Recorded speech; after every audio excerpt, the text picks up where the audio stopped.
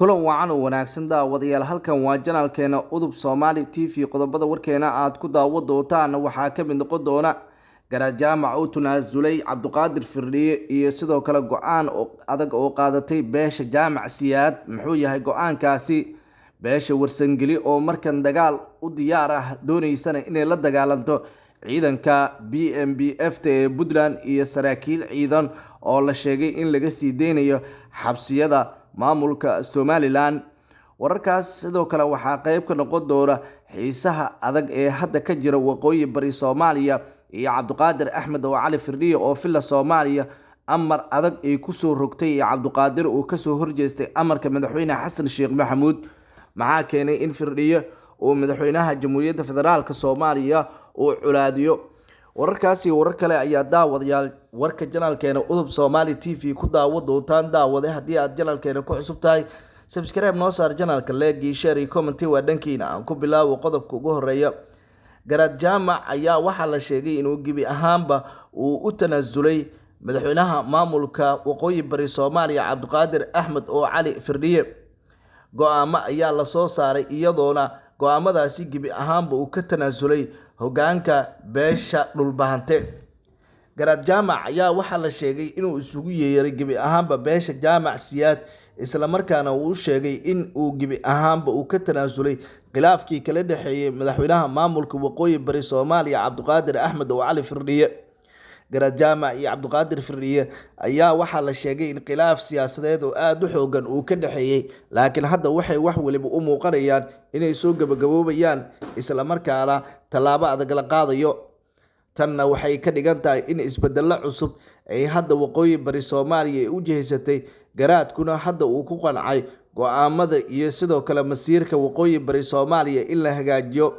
waqooyi bari Soomaaliya ayaa waxa ka jiray xiisado aad u adag oo la tilmaamay in xiisadahaasi ay ahaayeen kuwa saameyn fara badan ku yeeshay xaalka guud ee maamulkaasi iyo dhibaatooyinka kala duwan ee jira in la xaliyo sidoo kalena la soo daayo Jabuutaabi oo ah ganacsade caan ah isla markaana ka soo jeeda beesha jaamac siyaad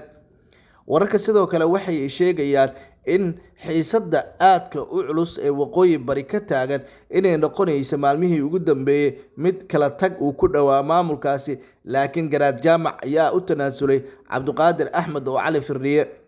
Cabduqaadir Firdhiye ayaa waxa la sheegay in culays uu saarayay garaadka guud ee beesha dhulbahante maalmihii ugu dambeeyay waxaana garaadka iyo sidoo kale Cabduqaadir Firdhiye inay wada hadlaan ka dambeeya qaar ka mid ah dhaqanka beesha dhulbahante garaadka iyo Cabduqaadir Firdhiye kulankooda ayaa noqday mid hadal heen badan dhaliyay iyadoona il gaar ah lagu wadahayay xaaladda guud ee waqooyi bari Soomaaliya ka taagan dhinaca kalena daawadayaal beesha warsangeli ayaa markan waxay doonaysaa inay la dagaalanto ciidanka BMBF wararka ugu dambeeya ee ceelbuh ka imaanaya waxay sheegayaan in beesha warsangeli ay hadda ay doonayso in ay gibi ahaanba ciidanka BMBF-ta ee gobolka Sanaag la soo dhoobay ee gibi ahaanba ay ka saarayaan wararka waxay sheegayaan in ciidanka warsangeli ay hadda diyaar u yihiin in ay la dagaalamaan ciidamada maamulka Puntland inkastoo maalmihii la soo dhaafay madaxweynaha maamulka Puntland Saciid Cabdullaahi Dani uu waday abaabul aad u xoogan oo ku tagayo qaybo ka mid ah gobolka Sanaag oo la sheegay in saameyn fara badan ay ku yeelanayso beeshaasi wararka sidoo kale waxay tilmaamayaan daawadayaal madaxweynaha maamulka Puntland Saciid Cabdullaahi Dani waxa yoolkiisu ugu weyn uu yahay in garaadka guud ee beesha warsangeli iyo sidoo kale cugaasha beesha warsangeli oo ka dhaadhiciyo sidii maamulka waqooyi bari Soomaaliya ay kaga soo bixi lahaayeen isla markaana ay ugu soo biiri lahaayeen maamulka Puntland inkastoo madaxweyne ku-xigeenka maamulka Puntland Lugator uu maalmihii ugu dambeeyay uu waday abaabul aad u xoogan oo ka dhana ciidamada maamulka waqooyi bari Soomaaliya iyo ciidanka warsangeli in talaabo adag laga qaato talaabadaasi oo noqonayso mid hadal heen badan dhalinaysa laakiin ceelbuh wararka ugu dambeeyay iyo badhan waxay sheegayaan in halkaasi ay culays xoogan uu ka jiro ciidanka BMBF-tuna ay dhaqdhaqaaqyo xoogan ay ka jiraan halkaasi badhan ilaa dahar wararka ka imaanaya waxay sheegayaan in xiisad culus ay ka jirto halkaasi xiisada ayaa waxa la sheegay in culays lagu saarayo beeshan laakiin beesha warsangeli ayaa waxay sheegtay inay dhiiggeeda u daadi doonto sidii Sanaag ay u difaacan lahayd isla markaana ay kaga difaacan lahayd maamulka Siciid Cabdullaahi Dani.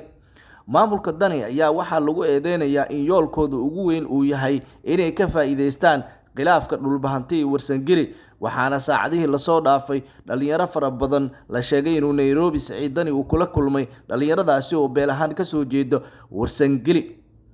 gobolka Sanaag waxaa hadda ka jiro xiisad aad u culus oo saameyn karta dhammaanba isu socodka gobolkaasi. wixii ka dambeeyay markii la dilay caaqilka beesha warsangeli waxaa socday dhaqdhaqaaqyo oo ka dhan ah maamulka waqooyi bari, laakiin hadda waxay wararku ay sheegayaan in warsangeli iyo dhulbahante mar kale ay isfahmeen isla markaana isfahankooda oo dhibaato xoogan ay ku noqonayso madaxweynaha maamulka Puntland Siciid Cabdullaahi Dani.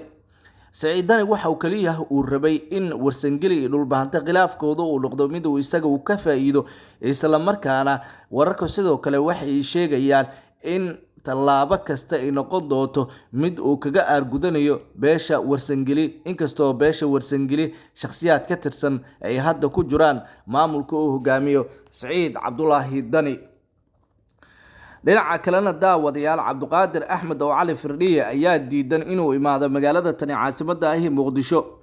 hogaamiyaha maamulka waqooyi bari Soomaaliya ayaa waxaa la sheegay in isaga iyo madaxweyne Xasan Sheekh Maxamuud isfahan waa uu soo kala dhaxgalay. wararka ugu dambeeya aan helayna ayaa waxa ay tilmaamayaan in Cabduqaadir Axmed oo Cali Firdhiye uu markaan uu rabo inuu culaadiyo madaxweyne Xasan Sheekh Maxamuud,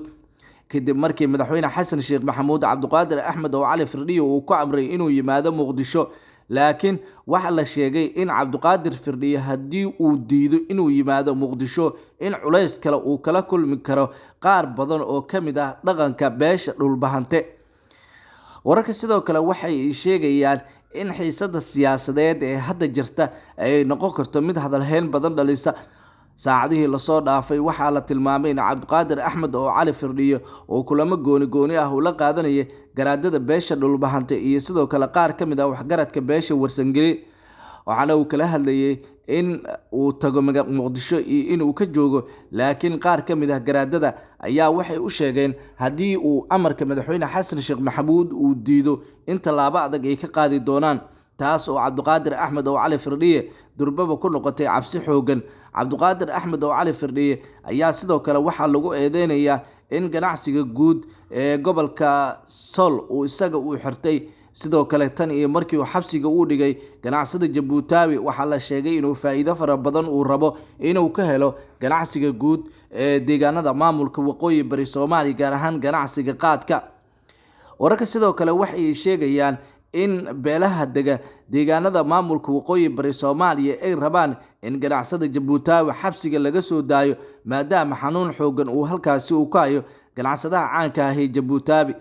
Maxamed Jabuutaawi ayaa sidoo kale waxaa la tilmaamay in loo haysto dilal ciidamadiisu ay ka geysteen magaalada Laascaanood, sidaas darteedna maxkamadda lagu soo taagi doono ama uu dhiibi doono diyadii dadkii la dilay. guud ahaan daawadayaal warkii oo aad ka daawanayseen janaalkeena Udub Somali TV saaxiibayaal, waanaga inta daawaday haddii aad janaalkeena Udub Somali TV aad ku cusub tahay subscribe noo saar janaalka, like iyo share iyo comment waa dhakiina. waa mahadsantihiin, nabadgelyo.